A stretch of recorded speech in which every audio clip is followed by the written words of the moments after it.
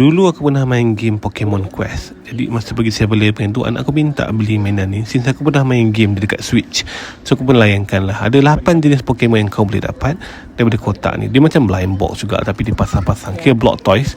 First kali anak aku yang seorang dapat Mewtwo. So agak nice juga, quite detail nampak.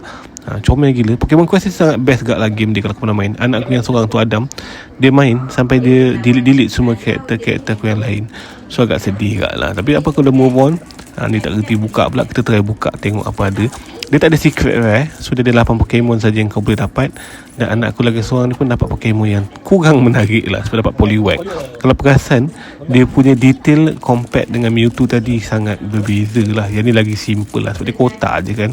Tak percaya? Jom kita pasang sekejap.